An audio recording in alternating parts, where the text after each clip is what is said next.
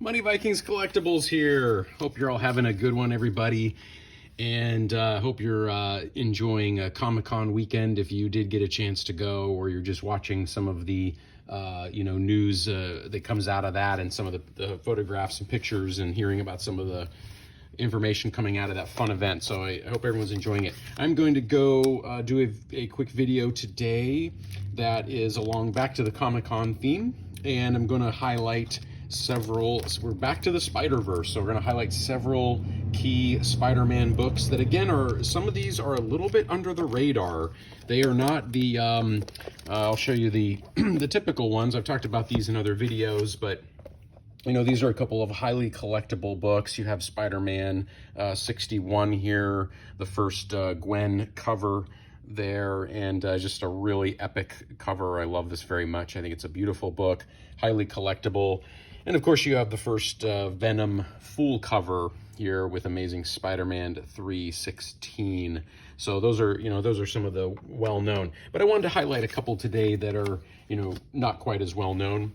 But also important and, not as expensive right now in terms of collectability and enjoyability. So this one I just love. So first of all, I got this as a kid. I had a subscription actually for this book to come to my house in the mail.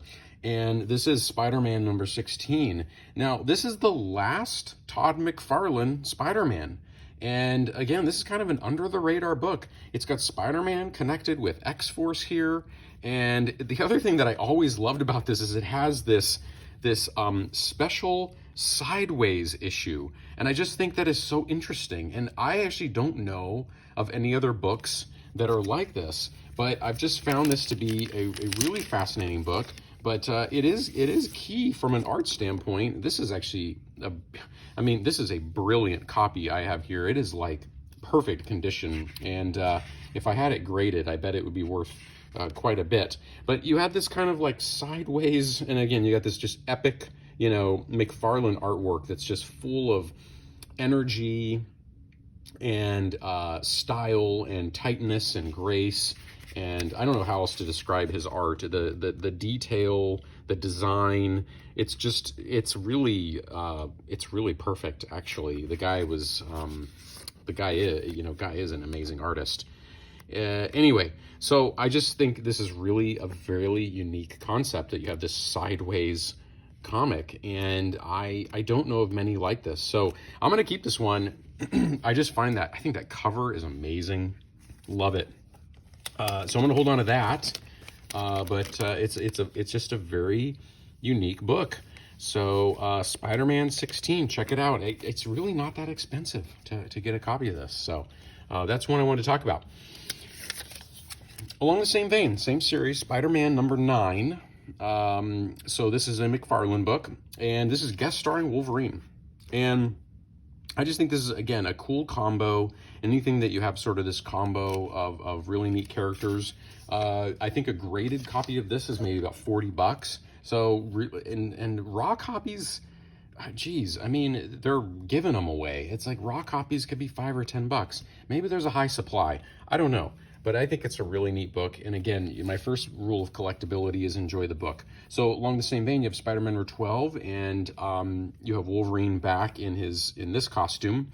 And again, you have McFarlane art, and everything is just really great to look at. And these are just such dynamic, beautiful covers with so much movement. And last one on this vein is this great Spider-Man number 7, where you have Ghost Rider, Hobgoblin teaming up against Spidey. And anything with Ghost Rider I think is so cool. And a graded copy of this, about $60. So hey, not bad for a $1.75 investment. Raw copies, much cheaper. Again, you can just sort of pick them up. I don't think they're that expensive.